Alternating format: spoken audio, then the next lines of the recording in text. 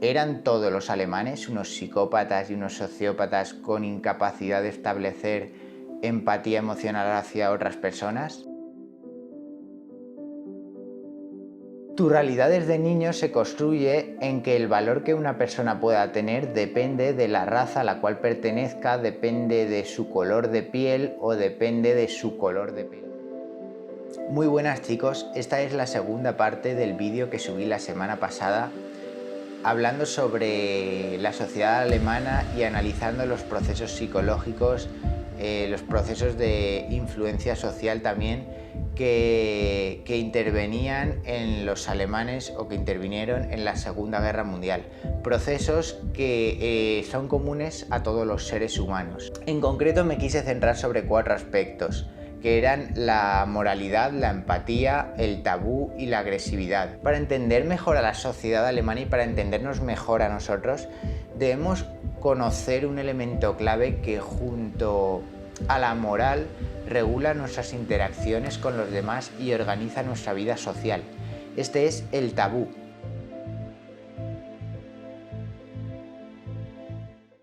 Bien, hace poco vi una conferencia de un novelista español que había investigado mucho sobre este tema, ya que ha escrito un libro sobre el tabú y un poco rompía la concepción, digamos, cotidiana con la que la gente entiende este concepto, que es como aquello que de alguna forma puede anular la libertad de expresión o puede resultar algo embarazoso o vergonzoso hablar sobre determinados temas y esos temas los consideramos como temas tabú.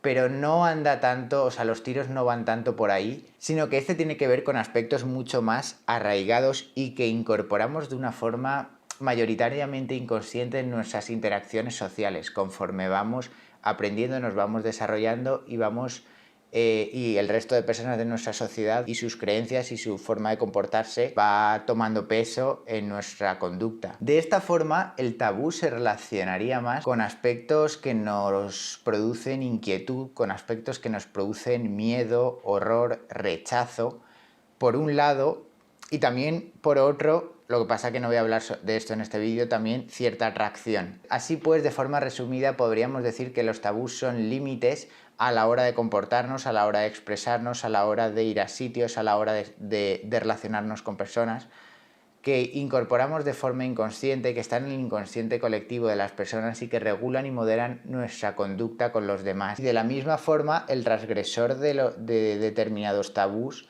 puede ser castigado y puede ser bastante violentado y rechazado por la sociedad. Para que entendáis bien, vamos a ir a casos prácticos. Hay tabús como puede ser el tabú de la muerte actualmente en muchas sociedades occidentales que no van ligados con aspectos morales, y hay otros tabús, como comentaré luego, que sí van ligados con aspectos morales, y por lo cual transgredir estos tabús que sí que están de alguna forma en congruencia con el código moral de una determinada sociedad sí que puede suponer un mayor rechazo y un mayor odio y un mayor impacto en las personas que lo transgreden. El tabú de la muerte aparece un poco manifestado, por ejemplo, en el distanciamiento a día de hoy que mantenemos con la gente mayor. También un poco con las conversaciones estas incómodas que se suelen esquivar, por ejemplo, en conversaciones entre amigos o entre familiares hablando sobre un ser querido que ha muerto. Ese tipo de conversaciones suele esquivarse, el que haya muerto un ser querido y estar tú comentándolo con otra persona o con un familiar tuyo o con un grupo de amigos. Suelen ser conversaciones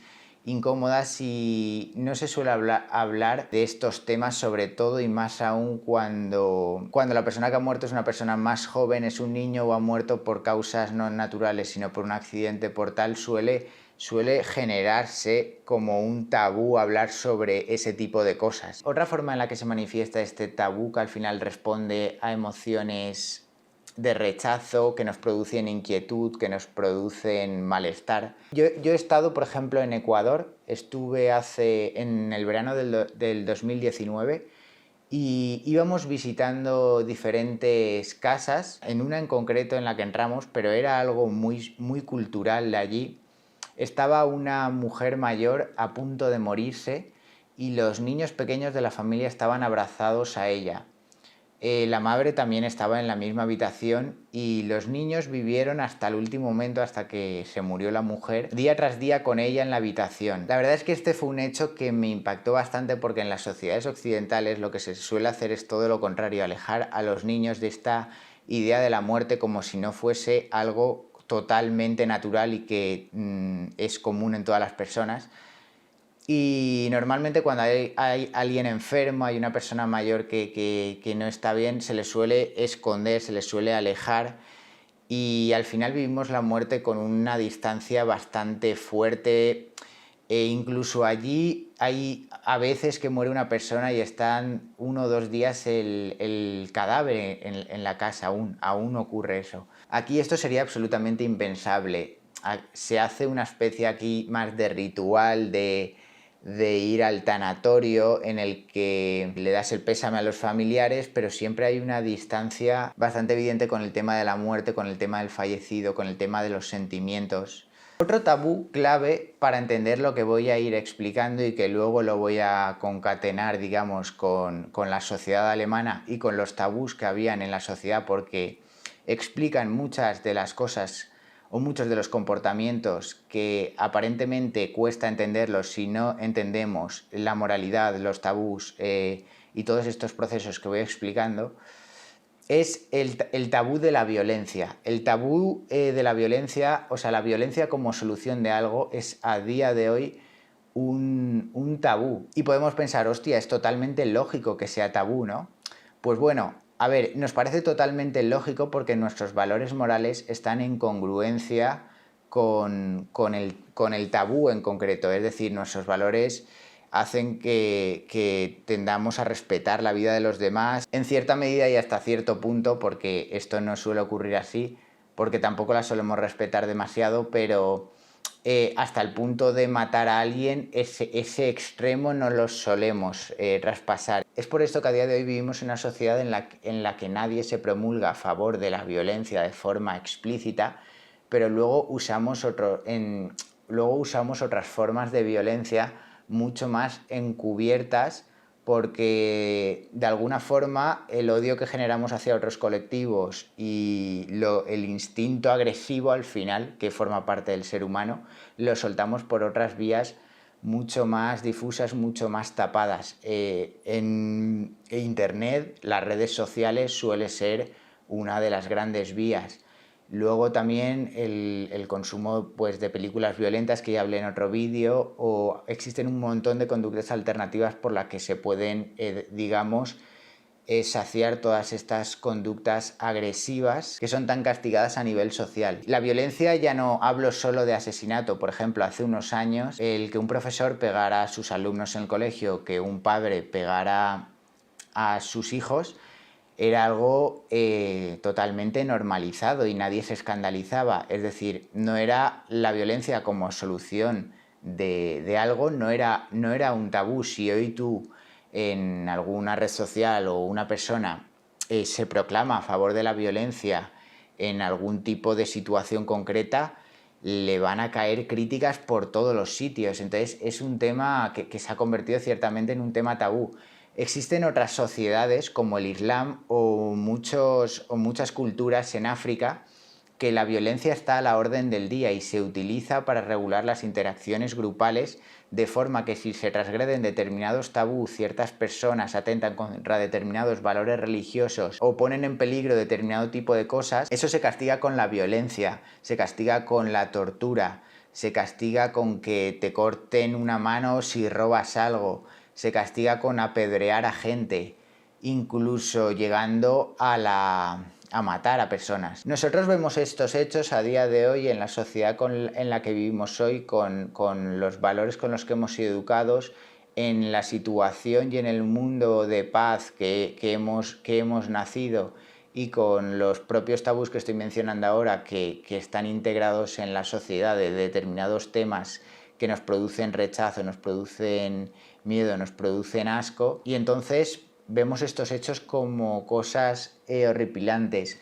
En cambio, la violencia ha sido algo lícito de usar en un montón de culturas y en un montón de sociedades. En la Alemania nazi el uso de violencia como reprimenda o para someter a gente más débil o que representase valores contrarios a los ideales nazis era algo lícito, era algo aceptado socialmente. Al mismo tiempo, también otro de los tabús que nos permite conocer un poco mejor cómo funcionaba la forma de pensar y de organizarse de los alemanes, y que estaba ligado también a valores como el respeto y la obediencia, era el tabú que recaía sobre la figura de autoridad.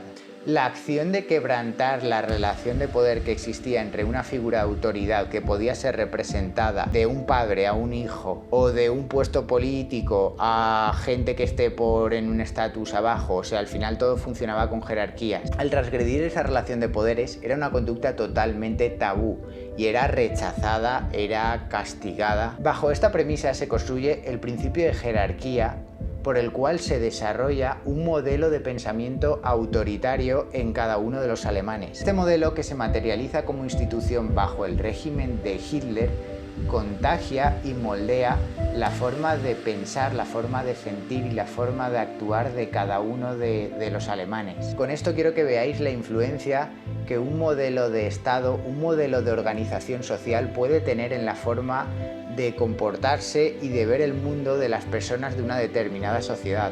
Por ejemplo, el actual modelo de Estado capitalista de España organiza también la vida social de las personas, potencia el individualismo a día de hoy y hace que determinadas conductas que vayan hacia el propio interés de uno mismo y hacia el rechazo y la indiferencia ante otros sean normalizadas y sean aceptadas. Esto va mucho con el logo que se nos vende a día de hoy del lobo solitario, de construirse uno mismo sin necesitar a los demás, de emprender tu propio camino y todos estos eslóganes que se nos venden. Esto contrasta, por ejemplo, con otras sociedades como en Asia, mucho más hacia un tipo de pensamiento colectivista en el que las interacciones sociales están mucho más estipuladas y mucho más pautadas, y hay como una conciencia en ciertos aspectos más social y de grupo.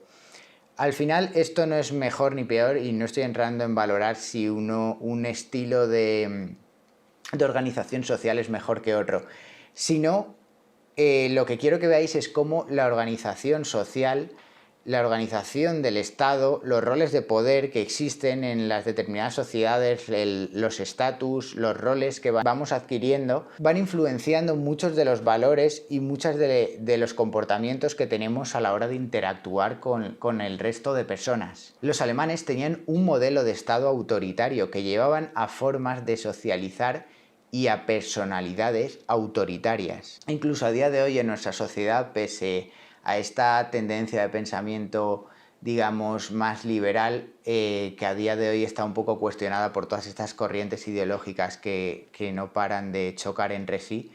Pero bueno, fuera de eso, hace 30-40 años, comparándolo un poco con el sistema de organización social en términos de figura de autoridad en el régimen franquista en España, este tipo de pensamiento autoritario, este respeto a la autoridad y no cuestionar lo que te llega desde arriba, era algo era algo que estaba presente en la dictadura.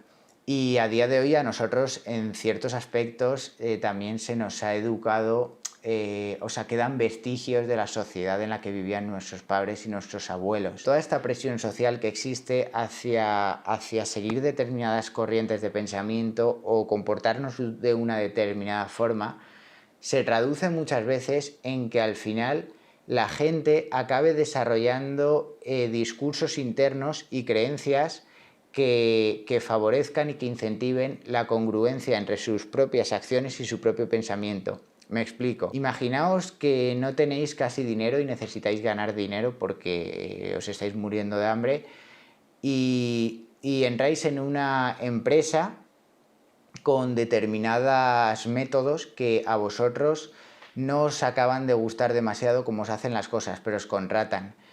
Al final, y muchas veces lo que pasa es que en una situación de esas, de un poco de necesidad y también por la necesidad de aprobación instintiva en todos nosotros, vamos a tender a readaptar ciertas creencias, ciertas ideas, ciertas formas de pensar a la forma de pensar de los grupos sociales con los cuales nos conviene estar por determinadas razones, haciendo así que las personas podamos llegar a cambiar de discurso depende de lo que nos compense o no.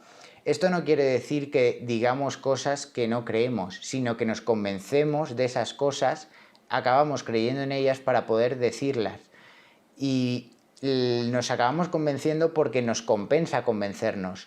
Porque cuando estamos con un determinado grupo social que tiene una determinada forma de pensar y queremos su aprobación y nos sentimos inseguros, imaginaros, para conocer a otras personas, lo que vas a tender es a la congruencia a nivel de ideas, a nivel de pensamiento con las personas con las cuales te estás relacionando y más aún si tienes esa necesidad de aprobación del resto que en mayor o menor medida, ya digo, todos tenemos. Por lo que al final la mayor parte de las personas no es que obedeciesen órdenes sin estar de acuerdo con ellos, simplemente porque fuese una figura de autoridad, sino que se convencían de que esa figura de autoridad tiene la suficiente superioridad moral o el suficiente estatus como para decirle determinadas cosas y esas cosas que les decía o esas cosas a las cuales atendían, ellos siempre iban a intentar encontrarles un sentido porque les dieron determinadas ideas, valores con los cuales se vieron muy realzados, realizados.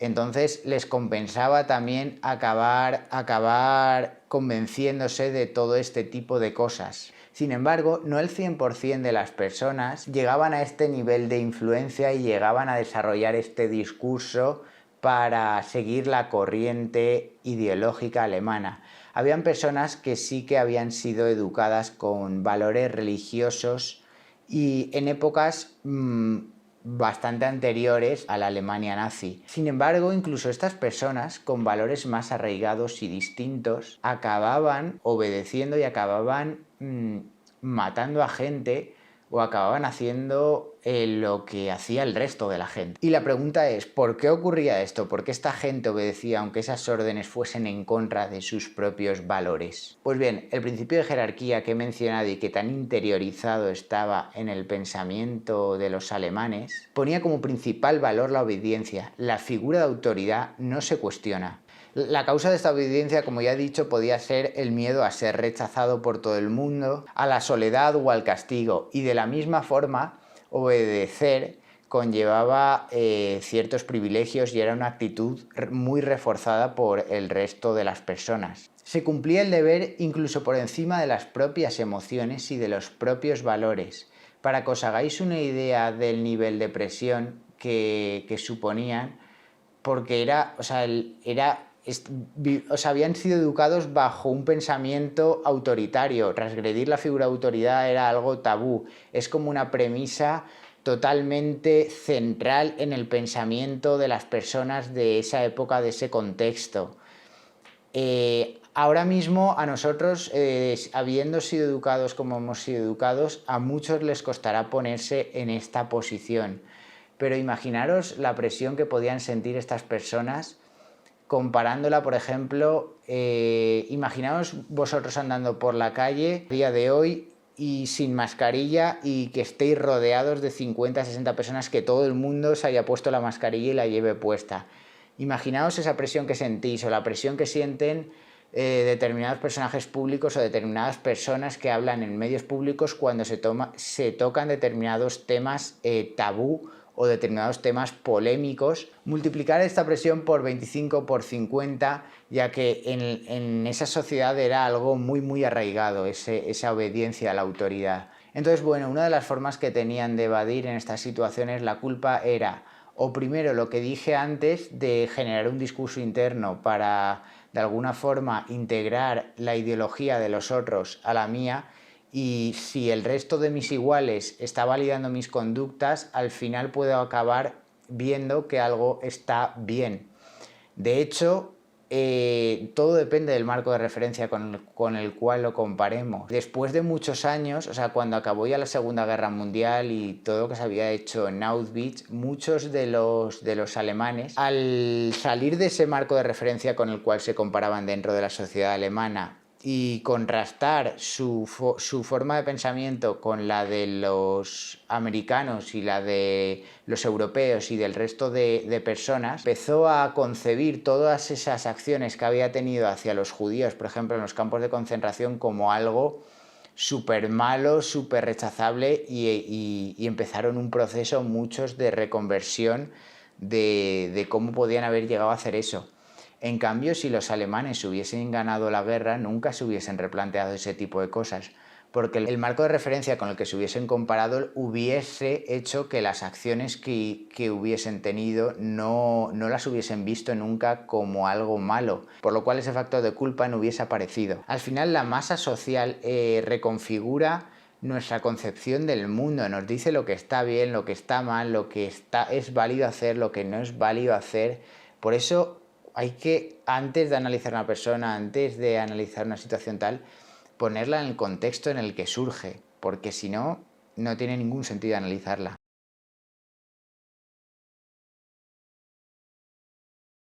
Y bueno, ya por último, para acabar y de forma breve, hablaré un poco sobre la agresividad. Los prejuicios y la intolerancia de los alemanes hacia los judíos modulaba las actitudes grupales y canalizaba las pulsiones agresivas hacia grupos externos. ¿Esto qué quiere decir? Pues que si surge un conflicto entre nosotros dos, que somos del mismo grupo, la forma que tengo, o si surge un conflicto psicológico por algo, o si me siento frustrado por una determinada situación, la forma que tengo de descargar todo ese malestar es en el caso de los alemanes era hacia los judíos, porque es hacia un grupo social en el que es válido moralmente utilizar la violencia, y como existe un desprecio hacia ellos, pues lo acabo enfocando hacia ahí. Esto al mismo tiempo hace que la cohesión con mis compañeros aumente cuando tenemos un enemigo común, cuando muchas personas tienen un enemigo común. Esto lo que hace es cohesionar el grupo, porque existe una compatibilidad de nuestros intereses. Es por esto que al final las personas, los alemanes, aprendían en qué situaciones, y nosotros también lo hacemos, o con qué personas podemos descargar nuestro malestar, nuestra agresividad. Y esto ocurría tanto allí, y nos ocurre también a nosotros en otro contexto, con otras circunstancias muy diferentes, y por eso no acabamos matando, obviamente. Otra forma también en la que aparecía esta agresividad era por aprendizaje vicario. Al final, cuando tú veías a adultos o a personas de referencia utilizar la agresividad hacia diferentes colectivos, los niños aprenden mucho por aprendizaje vicario, por ver conductas y reproducirlas. Era algo que se normalizaba. Y bueno, no me alargo más. Espero que haya completado así un poco lo que hablé en el anterior vídeo. Quizá lo he hecho un poco de forma inconexa, pero al final está todo mucho más conectado de lo que pueda parecer. La agresividad influye con la empatía, con los tabús, con la moralidad, y también existen muchos más procesos de influencia social que veremos más adelante, que no me ha dado tiempo, ni voy a hacer otra tercera parte de este vídeo porque ya sería una locura. Entonces lo iremos viendo más adelante, pero me parece fascinante ir viendo todo esto, porque esto explica un montón de conductas nuestras a día de hoy. Y la habilidad y lo guay de esto es saber luego coger esto y saber extrapolarlo a diferentes situaciones de nuestra vida y ver, hostia, yo estoy actuando así por determinada manera, o en qué medida estas personas están atendiendo a determinados procesos de influencia social, o en qué medida mi grupo me está influenciando en mi forma de pensar, o yo me estoy acoplando a diferentes movidas. Y estas cosas no las solemos replanteárnoslas, y guían totalmente nuestra vida social. Entonces, bueno, démosle aquí un poquito y ya está. Acabo ya, que se me ha hecho ya súper largo. Venga.